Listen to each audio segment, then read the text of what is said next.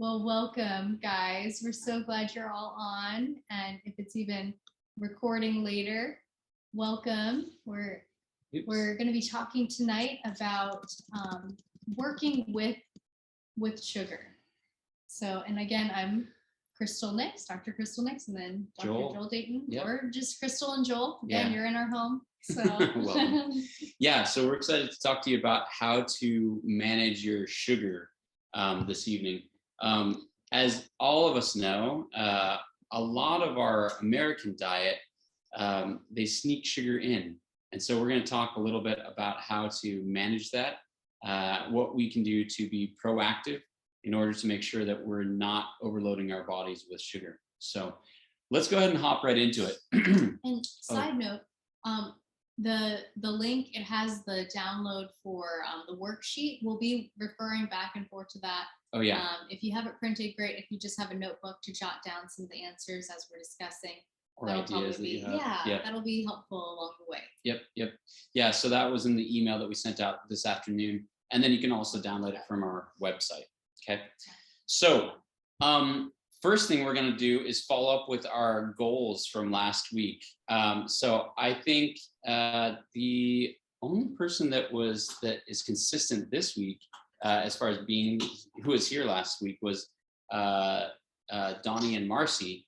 So you guys are going to have to follow up and help us out with goals this week. We're going to just ask how 5 bottles of water went. And I hate to put you on the spot, but we're going to.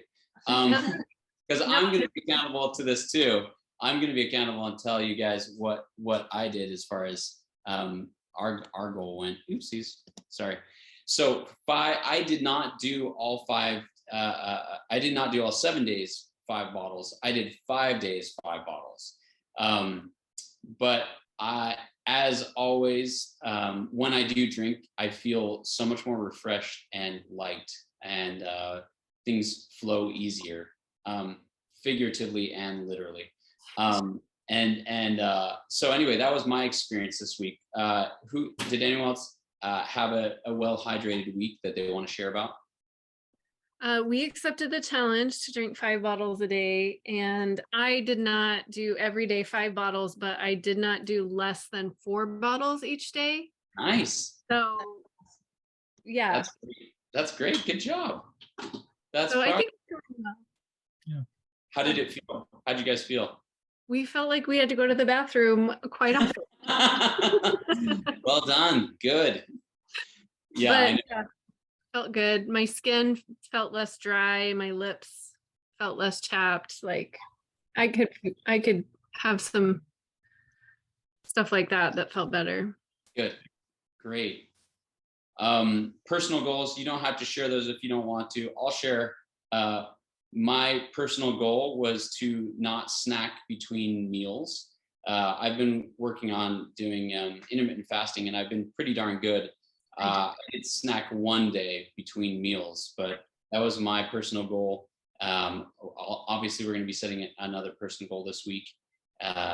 It'll be fun to hear what your guys' personal goals are. So just FYI, have those in the back of your mind about, while we're talking about things today, what type of goals you could set, and we'll also set a group goal, and we'll be able to talk about it and help each other out next week. Cool.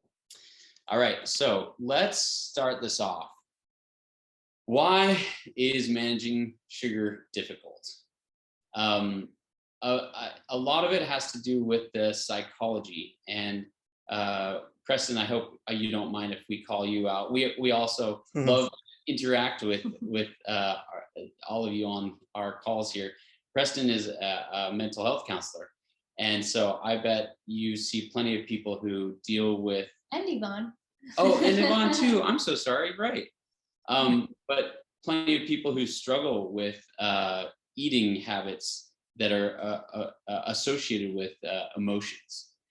And really, that is a big reason why our sugars are so difficult to deal with. Because a lot of times we use sugar in celebrations, holidays, birthdays, you name it, anniversaries, right? We like to celebrate with it, and it's not necessarily a bad thing to do, but we find a lot of ways to celebrate. I think, a lot of times. We also use it as a mood stimulant, right? A lot of research has shown that you can actually stimulate the pleasure parts of your brain by eating sugar. It induces that. So of course it would be hard to stop us from eating. Food companies like to sneak in sugar into our foods. Cereals are a common example of this. And I mean, there's the obvious things of Lucky Charms and Fruit Loops and things like that. But Cheerios are actually quite high in sugar also.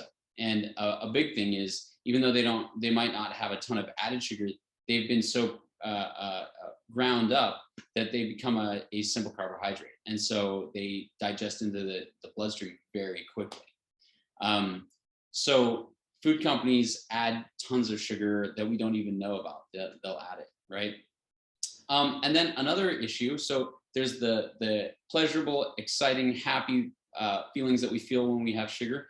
And then a lot of times when people set a goal and they don't achieve it with maybe cutting out sugar or trying to better themselves that way, then they'll lay the guilt on hard. And that doesn't help you either. if we're just laying guilt on ourselves, that's going to stop us, inhibit us from wanting to actually try and make those steps. When we do make a slip up, we'll say, I just don't want to try not eating sugar anymore because I'm going to mess up again. So all of these things are reasons that can stop us from having good experiences with managing our sugar. And if you want to refer to the worksheet, sorry, that's what I was trying to pull up this in the background here for a minute. This does go through a couple questions that we can reflect on, like, why is managing sugar so difficult, as the question leads out here.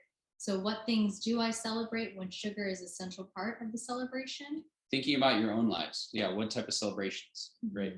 Yeah, like, so you're saying, like, what types of foods would I use to help in that celebration process? Yeah, just kind of reflecting on that.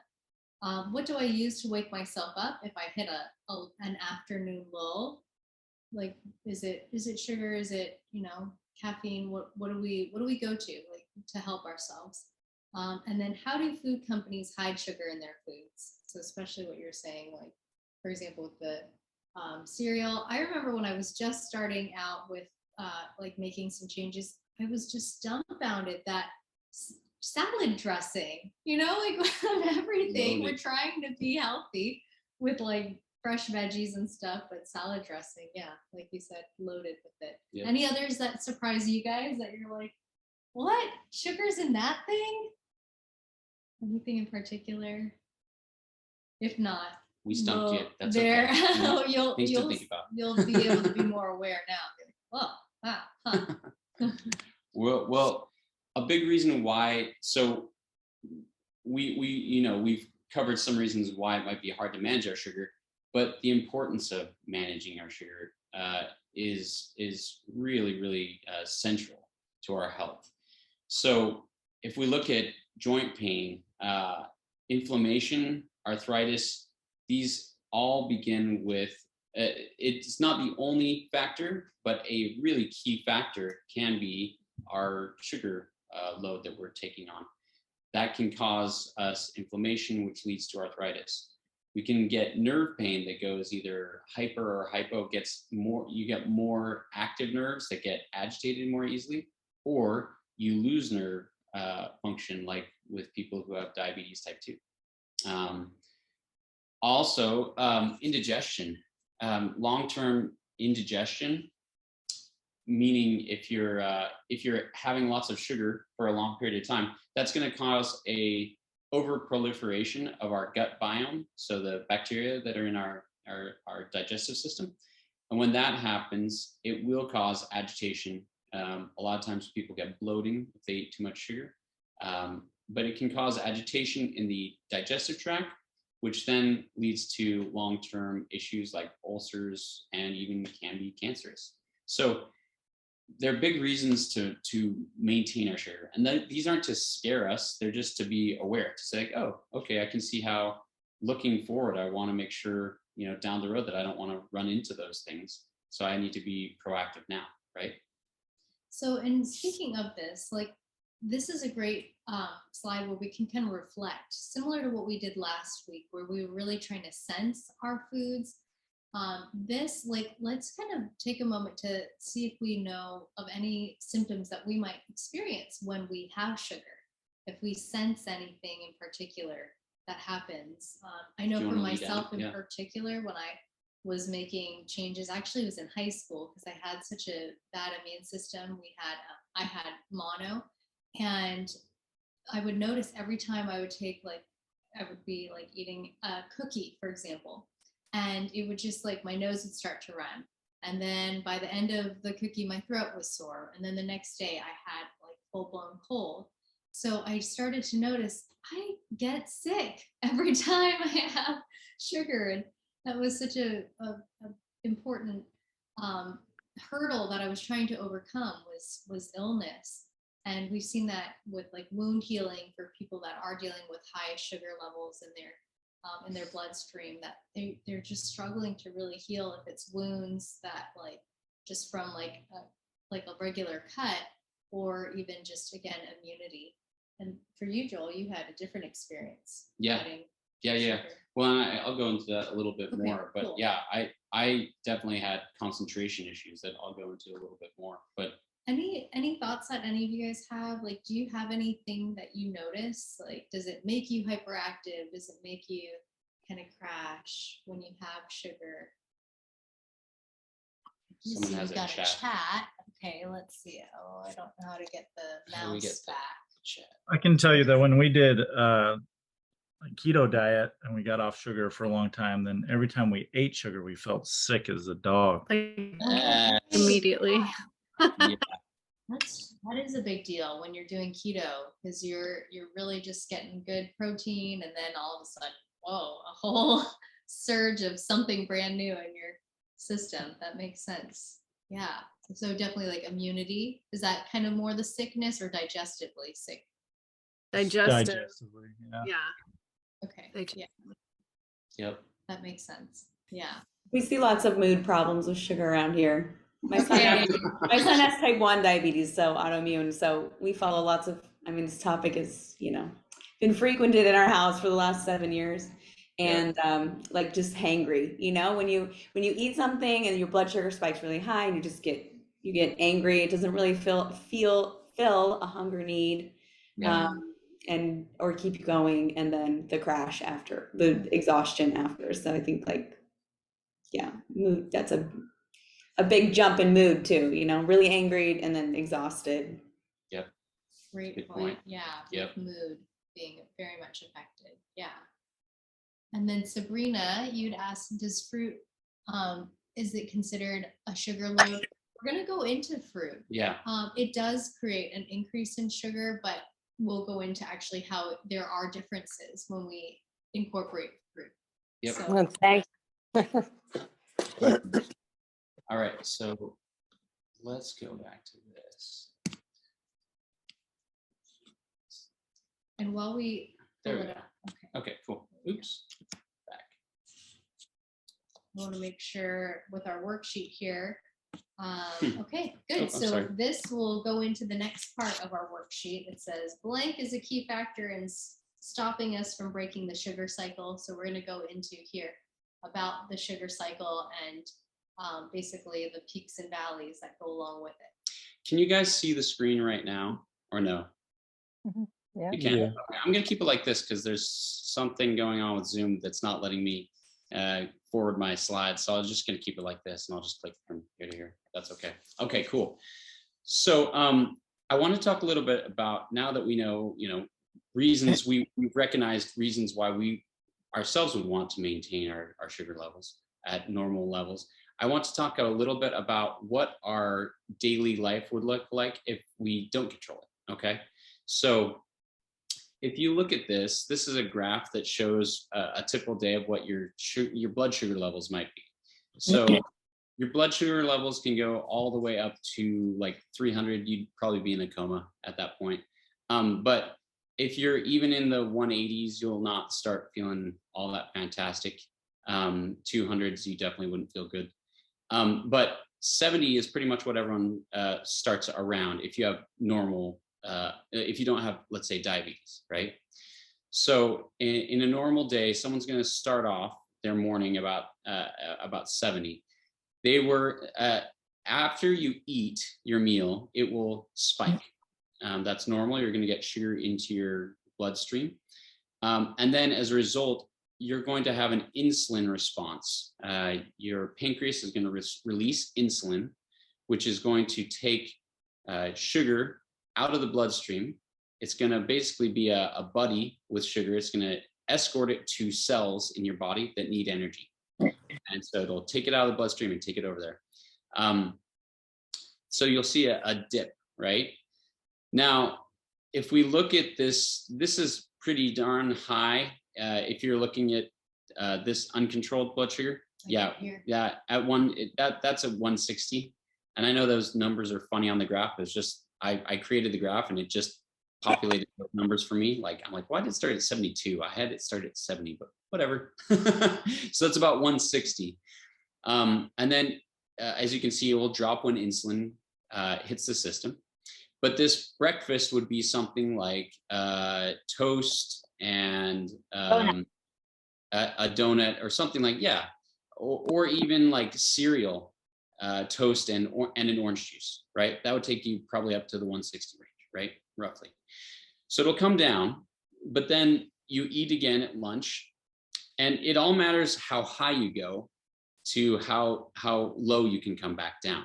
Does that make sense? So if you start up high, the insulin, you only have a set amount of insulin. So it's going to work as hard as it can to get it down. But as soon as you eat again, it's going to spike up, right? So if you look at the difference between 8 and 10 and 12 to 3, so they ate again for lunch, but you'll notice, yep, this one right here, 12 to 3, they had a snack. And so when they snacked in the afternoon, they again spiked their blood sugar, not as much, but the insulin was still working, but just it can't work as fast. Does that make sense? So then you have a new baseline here, so that when you eat dinner, you're going even higher. So at the end of the day, plus usually people eat their largest meal of the day. So you're going to hit your, 170, 175 range at the end of the day, which is the least ideal time to hit that, because then a lot of people are going home, they're resting, they're on the couch or whatever, catching up on work or whatever they're doing. And you can't get, even by midnight, you can't even get down to the 100 range. Do you see that right here? So ideally what we want to try and do is start doing this, which is create habits which will not spike our sugars as much, so our insulin can act the way that it's supposed to. It can be primed, and we can use it specifically. It's optimized for that time of digestion, right? To get that sugar out of the bloodstream. Then we want to try and eat our larger meals at peak times, and we'll talk about that a little bit. And then we want to try and remove or limit our simple carbohydrates. So let's talk about habits, what those habits are that make us have a little bit less crazy lines and keep us with sustained sugar, but just not elevated sugar. Okay. So I forgot to switch out the picture on this one. So you get a picture of Lake Powell there, everyone. Why not? Yeah. So we're going to talk a little bit about regulating our blood sugar and how we do that. We're going to talk about first using supplementation, intermittent fasting, and whole foods with fat, adding whole foods with fat. Okay. So first, supplementation. Something that we like to use is called MetaPower Assist. It is a supplement that has a really cool extract. One of the cool things, it's not the only thing, it's just one of the pieces, but let me just kind of tell you one of the pieces is that it has mulberry leaf extract, which what it basically does, it acts as an enzyme or excuse me, it acts as a block to the enzyme that would break down sugar.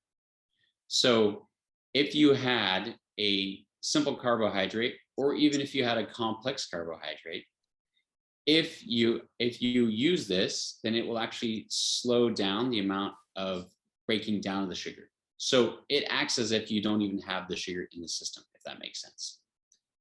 And it breaks it down very slowly so that you have a more sustained level of sugar rather than allowing it to spike you quickly. And then you use up your insulin and you're not able to adequately get the insulin used to get the sugar out of the bloodstream. So that's a way that you can use supplementation to be able to manage your blood sugar, to take it down, okay? Another way that we can manage our blood sugar is to add whole foods with fat. And I think you're going to talk a little bit about this. Yeah, so this is kind of a favorite point for me when talking about sugar, is bringing in the benefits of healthy fats. There's a fun little acronym, BACON is the acronym. And that just kind of gives us an idea of the different healthy fats that we can incorporate. So B would be butter. I'm sorry, not you. I'm spelling butter now in my head. I'm sorry. A is avocado, as you can see here on this toast. C would be coconuts or coconut oil, coconut shreds. Those are kind of fun on like oatmeals and things in the morning. O would be olives or olive oil. And then N is for nuts or seeds, or even nut butters. So these are things that we can use to kind of help snack on, or even in our meals throughout the day, so that it can help our cravings, so we actually feel more satiated. And we're going to go a little bit more in fats and actually in the next class, but we really wanted to make sure that you felt equipped. This is of the different personal goals that I like to make or kind of set together when I'm actually working with the patient one-on-one. I do like to bring the healthy fat conversation in and say, like, let's build up some new relationships first, because sometimes when we're having breakups, we want to have like a good, healthy relationship that we're fostering while we're getting kind of the toxic relationship out of we're reducing our time with that relationship. So so it feels less like heartbreaking. So the great thing about fats, like she said, is it satiates you. It breaks down slowly, so you have maintained sugar levels that are healthy sugar, right? Healthy foods to be able to digest over a longer period of time, so giving you energy throughout the day. And it also it acts as a comfort to you, like Crystal was talking about, to make sure that you actually have. When people crave sugar, they'll crave things that are also fattening. If you choose or salty, if you choose things that are healthy fats, that will help curb that desire. So anything that you guys do already with healthy fats, like any little fun tips that you like to add in some of these foods already in your lives? Something that I was just hearing from a patient today, she was mentioning for her son, he might not necessarily love avocado, but he does smoothies all the time. So she's like, we'll just throw some avocado in your smoothie and it'll just be a creamier smoothie. So that was a fun thought. Any other things that you guys are doing? I like to add avocado in my salad, and I didn't really like avocado at first either, but I talked myself into it because I needed the good fat, but also it helps. So I don't, not need is not the word, but I use less dressing. So I can use the recommended amount of dressing, but it just helps make that dressing creamier and kind of, I don't know, fills out my salad. That's great. Spread a little longer on the whole salad. Yes. Yeah. Great point. Very good point. Yeah. We do a lot with nut butters with like organic whole grain or whole like brown rice cakes. And that's just kind of a nice like middle of the day snack that is satiating and filling. So. Yep. Or with a meal. So yeah, there you go. Cool. All right. Well, let's move on. And you get I forgot this one too. Sorry guys, on the picture. So you get It's okay. Lake beautiful. Powell on this one too. Yeah. Okay, so let's talk a little bit about intermittent fasting, and we're going to go in depth on this, how to actually do it next week. Okay, so I'm just going to give you a little taste of it, just to let you know why it's important and helpful. So what intermittent fasting is it's restricting your eating to a specific time period and then not eating in between those time periods. Okay, so so personal experience, I started intermittent fasting about a month and a half ago. Okay, and I did it because I had been using some supplements to actually lose weight, and I lost inches, like 2.5, 3 inches, but I didn't lose any weight. I kept my exact same weight, which is kind of odd for me. So I was like, okay, well, I'm going to try. I'd been exercising and doing everything otherwise. And my diet is pretty darn tuned in, fine-tuned. So I was like, okay, what should I try now? And I was like, okay, I'm going to try intermittent fasting. Just by restricting my eating period, I don't eat until 8, and I don't eat after 7. And 8 a.m. 8 a.m. and Yep, 7 8 a.m. p.m. to 7 p.m. And I don't eat in between. I eat 3 meals, and I don't eat in between. And just by doing that, I lost 6 pounds within a month and a half. So it doesn't work for everyone, but most people it does work for, because you're restricting. What you're trying to do is you're trying to maximize the amount of insulin that you can release during those 3 meals, so you're not snacking in between. And then you're also giving your body a chance to recuperate and not have to be working off the sugar levels while you're sleeping, right? And so when you do that, it allows you to actually start to burn fat rather than burning the sugar that still is in your system. Okay, so it's a really cool way of doing, and it's really not that hard to do if you can just stick to, okay, I'm not going to eat, and you can even push it even into the more like the 9-10 o'clock range if you want. That's fine, but it's not super difficult thing to do. We're going to talk about how to do that next week. I've got some hints for you guys, easy ways to do it, and workarounds. So, and I did appreciate the way that Joel's actually been doing intermittent fasting, because I have seen sometimes people will skip breakfast completely, but then they might be starving and like really, yeah. So what I have found that I just appreciate that, like, he still is getting breakfast, but it's just, less snacking between, or no snacking between, and then done after dinner. Yep. So yep. Was, have any of you tried intermittent fasting? Yes. Yeah. Cool. How'd it go, Preston? How's it gone for you guys? Yeah, when he mentioned it to me, I went and got a book on it. I've been doing the 16 and 8, like 16 hours fasting on my days off. So I do it like 3 days a week. Nice. But yeah, I found it's really helped with my hunger and sugar cravings, and I was really craving sugar so much and just hungry all the time. That's really gone down a lot. That's awesome. Yeah. Cool. But yeah. Marcy and Donnie, you guys have tried it too? We do the intermittent fasting. We don't eat past 8 p.m. and 11 a.m. 11 a.m. is the earliest that we eat in the morning. I found that it helps me because I feel like the first thing I eat sets the tone for the rest of the day. And I really, really struggle with breakfast. So fasting until 11 is really good. I don't end up starving. But like you said, when I'm eating those healthy foods and the good fats, I am completely satisfied.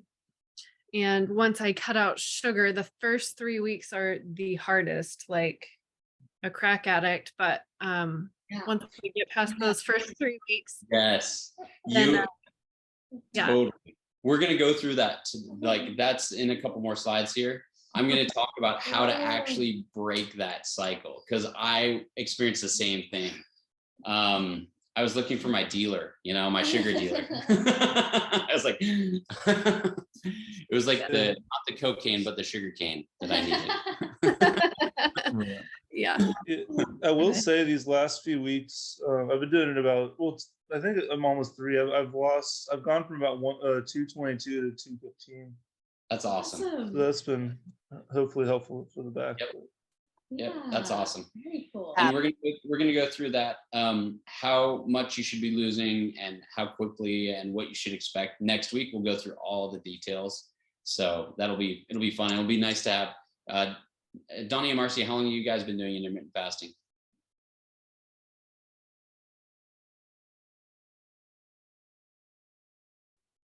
Oh, You guys we're are not hearing muted. you, You're sorry. muted. Me. There it goes. Oh. Are we better now? That was weird. So I've been a bit off and on. I did it really consistently for about 4 years. And I've been pretty consistent for about 9 years. yeah. So Okay, great. I- We can. yeah, I do Sorry. it now and it's easy. That's awesome. Wow. Well, we will learn from your expertise next week. Yeah. Yeah. You are the intermittent fasting masters.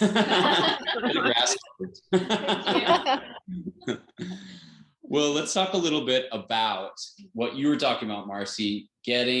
This is your roadmap to overcoming the sugar addiction, taking out refined sugars. So, Sabrina, you asked earlier about eating refined or you asked about fruits. Are they a sugar that we should avoid? We're not actually going to avoid fruit sugars. We're going to avoid refined sugars because those are more simple. And we'll talk about that a little bit here. But here's the roadmap that has worked for me. I have not eaten refined sugar for 15 years now. And that has been a huge blessing to me. Originally, I stopped eating sugar because I was in my undergrad and I was in my upper level courses. I just could not concentrate. And so I decided I was going to change my diet, and that made a huge difference. I'll as we go through these different points, I'll kind of walk you through what my process was. And that started with my why. My why was I could not focus. I was struggling in my courses and I said, I need to change something. So I did some research and found out, hey, if you cut out sugar, that it can greatly affect your ability to concentrate. And he has ADD. I have and ADHD, so, yep. Yeah, so this is really helpful to know, like when we're working with our families or friends or that whoever have family members or loved ones that are dealing with this. Like it can make some significant differences. Yep, absolutely. So I realized though that my why had to be stronger than my desire for sugar. And that's true. We have to get this. Why we started with our lesson last week about knowing your why is because if you start with your why, you will be able to manage when different scenarios arise, because your why will be in your mind and you will be resolute in following through with your why. So if you haven't determined what your why is for your nutritional changes that you're making, that we're talking about in this course, decide what it is, because that will be the single most important bit of advice I can give you, is know what your why is. Why are you doing this? And for me, it continues to be, I want to have a clear mind so that I can be the best professional. Before it was so that I could be the best student, but now it's so I can help the most people. I can listen to people carefully. I can understand what they're coming in with and be able to help them the most. That's in my professional life. In my family life, it's, I want to be able to have a clear mind when Finley's talking with me and when Crystal's talking with me. I want to be able to hear them and understand them and be able to reflect back to them and connect more deeply with them. So when we know our why, it makes it so much easier to live this type of a lifestyle. And this draws me to this point. Grandma. So when you are starting your new lifestyle without sugar, Grandma is going to bake you delicious treats. and she is going to want to give you those delicious treats. And this is actually, the funny thing is, this is really part of my story. In my undergrad, I was, my grandmother lived pretty close to where I lived. And so I'd go over there for dinners. And so right after I stopped eating sugar, my grandma, it was her birthday and she had us over, and she was cutting up, she's a really, like, she was the queen of sweets. Like, she was really good at baking delicious goodies. And she had made this incredible cake, and she was cutting it up, and she turned to me, she said, "Joel, would you like a piece of cake?" And I said, "Grandma, I'm okay this time." And she looks at me and she goes, "Not even on my birthday?" And it was like, oh, Grandma, don't do that to me. Jeez Louise. And it was her way of showing love. And I understood that. And what I had to do is when she said that, I had to go back to my why. I said, "Grandma, I love you. If I eat this cake, we will not be able to have a really good conversation afterwards, because I won't be able to think as clearly. I want to be able to deepen my relationship with you and have a great conversation after we eat. So I'm going to pass on the cake this time."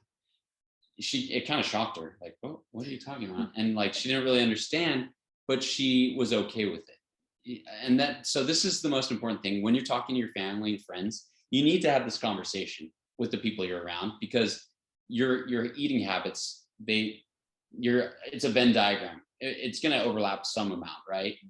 And so having this, but leading with love, you need to not hit them with, "Well, I care about myself more than you do," or, whatever. It's you lead with love, and you let them know that your why. You have to know your why so you can share it with them. And then ask for their help. And 9 times out of 10, people are willing to help you. They might make fun of it. And then if they do, then you just know who your friends really are.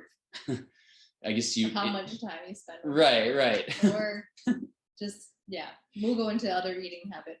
They're going to continue their eating habits the way they are. Grandma still offered me sugar in the future, like, offer me cake and things like that, because she would forget. That was just her way of showing love, and she'd forget.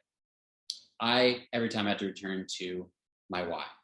If you can do that, these 2 points, know your why, and then stick to your why, and lead with love.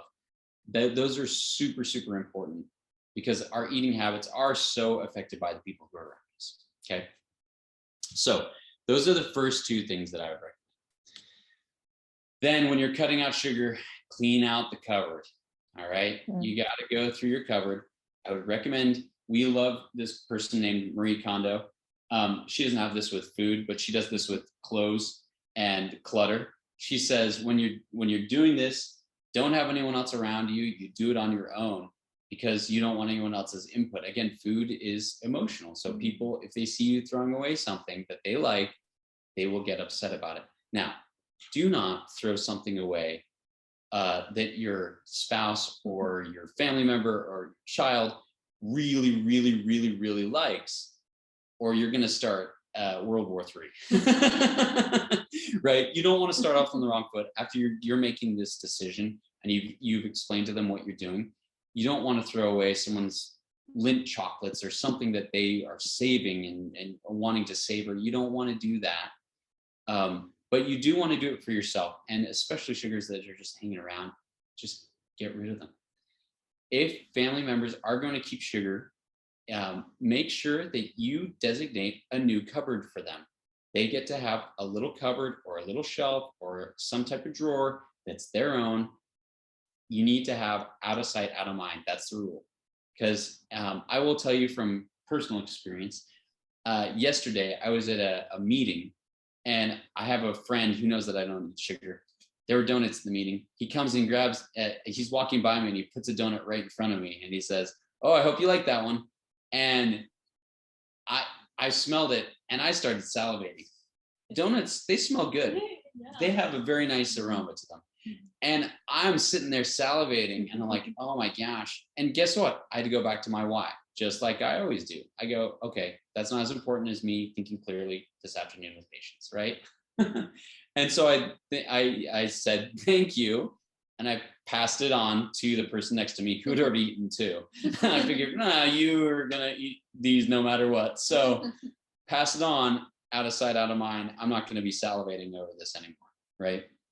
So good rule of thumb, choose a new cupboard for your family members that if they choose not to join you, put it in there and don't open that drawer.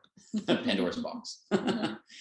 Next, eat whole fruit. And Sabrina, this is where we're going to talk about, Crystal's going to talk a little bit about eating whole fruit and how that can make a difference. Okay, so these are, as it says here, they're complex carbs. So as opposed to the simple, that's just basically like if our like grains have been fully like completely refined, then it's as if it's just a sugar. But when it's complex, that means that there's fiber within the chemical makeup of the fruit or of the grain. And what the fiber is doing is it's helping to gradually release that sugar. So think of like a lattice structure, and like the sugar molecules are kind of in between here. And so as it's kind of gradually, your body is breaking it down, the enzymes are helping to break it down. Now it's just a slower release of that sugar into our bloodstream, as opposed to just this full on like stampede of sugar flowing through. So that is why we really do actually lean on fruit when we're cutting out sugar. Yep. So something that we do, like even at social gatherings, we'll bring fruit with us, and I'll bring like a fruit and like handful of nuts or something like savory, and we're the people starting a new trend. I would call it weirdos in the past, but now it's people starting a new trend. Talking with others, eating an apple, and like, yeah, how's it going? And things. So that's been something that we've really enjoyed, like having the fruit there. Were you gonna say something? And I was just gonna say, so what I would recommend is the week before you start this, go get your favorite fruit. So this was my experience. Before I like, right when I was decided to cut out sugar, I was like, I got to come up with a game plan. So I stocked my fridge full of nectarines and apples, my favorite apples, right? And anytime I had a sugar craving that week when I was studying, because I used to go get my cookies and my ice cream bars and whatever. Anytime I had a craving that week, I would go grab a nectarine and I'd just eat that whole nectarine. And if I was still hungry, I'd eat an apple, right? But the thing is, because it has the fiber, like Crystal was talking about, it will fill you up. Even though it's sweet, it will fill you up. So you're not going to eat nearly as much of the sugar. Even though there is sugar in that, you won't need as much because of the fiber, and it will be a slow release of sugar into your bloodstream. And this is another point in terms of like juices versus smoothies. So smoothies, they are better just because they do continue to have the fiber, the pulp and all of that that's still in with the fruit, whereas juice, it's been pulled out. But when we're just starting out on the journey, this was one of Joel's biggest things. He was still doing a lot of juices, just to really kind of help with that crash and that addiction feeling. Which is this one right here. So what if you do hit a wall? You will hit a wall. Yeah. I mean, if it's just your first time starting out, yeah, and it's like cutting out sugar, and you had a lot of sugar in your diet typically, yeah, you'll hit a wall. It'll be hard. The first 3 to 4 weeks are really hard. They're really, really hard. And you just, again, you have to go back to your why whenever you have the urge for sugar. Some things you can do to help yourself. There are 2 options that we can give you. One is what Crystal was talking about, the non-concentrated fruit juices, okay? So although it's going to spike your blood sugar, it's going to change your taste buds. You will desire to have more natural sugars.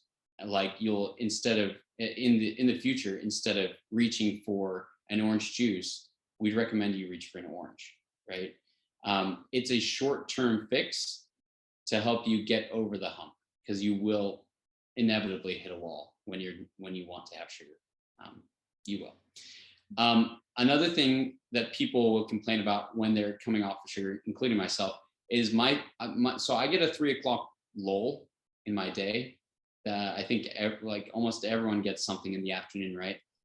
I get one. So in the past, I would go get something sugary. Usually it's a lack of energy that I feel, right? So something you can use instead of fruit juices, you can actually use something like, this is another one that we use, MetaPower Advantage. It's another supplement. What it has is precursors to creating energy. So it's enzymes that help create energy. It's not actually like a caffeine shot or a sugar boost. It's actually helping to create energy. So this is MetaPower. It's Advantage. Some of you might be familiar with this. This isn't the only thing that it does. It's one of the things that it does is helps create cellular energy. So my go-to now when I hit my 3 o'clock lull is I use this instead of fruit juice. So. And if there are questions on MetaPower, like since it's come up a couple times here, there is a class next Thursday, right before our New You Nutrition, that is specifically dedicated to explaining more the ins and outs of the different parts of MetaPower. Yeah. So that's at 7 o'clock. But cool. Yeah. Yep, we have friends teaching that next week. So that is how you break down your habit of sugar. Okay. So what questions do you guys have? Because maybe you've already tried this. Maybe you've hit a wall before and you're like, oh, I'd love to be able to understand how to do bust through that wall or do a little bit better around that. Do you guys have any questions about how you might need help or even suggestions? Of like what has worked for you as you cut sugar out of your routine.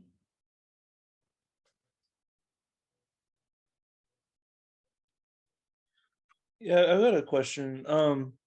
I've heard kind of like mixed things on like artificial sweeteners and stuff about whether they spike insulin or not.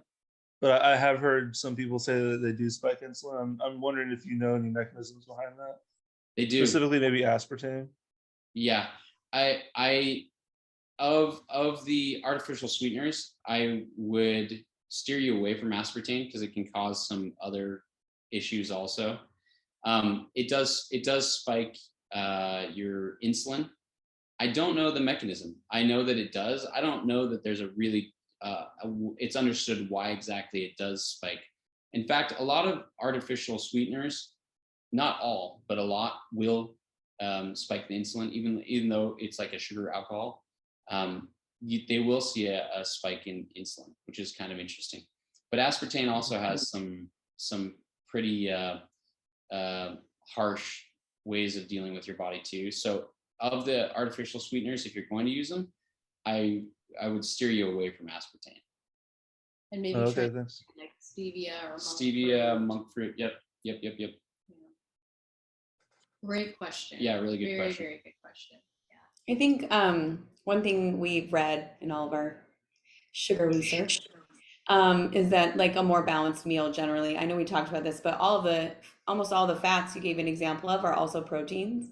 Yeah. And the first thing that like our bodies, when we eat a meal, the first thing that spikes is carbohydrates.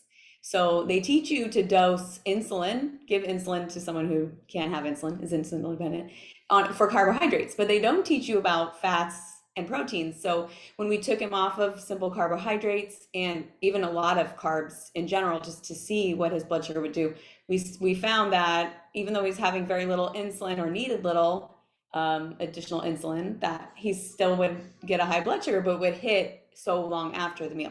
So when you have, a complex carbohydrate and fat and protein all together, that creates a more stable and also spreads out, right, the need for insulin throughout the meal and will keep you satiated longer. So but if you have you can't say like, I'm not going to eat, a sugary something, I'm going to eat a big steak. It's not sugary. your blood sugar will still spike, it will just spike much later. So you're still going to feel that, maybe some of the same effects you would feel with your insulin having a drain. So you have to kind of, balance is the key, right? To have like kind of all three components when you have a meal, so, or snack. Beautiful point. Great. Beautiful Thank tip you. there. Awesome, Amy. Thank you. Well spoken from a diabetic, a parent of a diabetic child. That's good insight. Thank you so much. Sometimes I wish everyone could have like the advantage of watching what a food does to your, because we get to just watch the graph all the time, right? Yep. This is neat. Yeah, thank you for sharing. Sabrina had a question. She said, is honey considered sugar?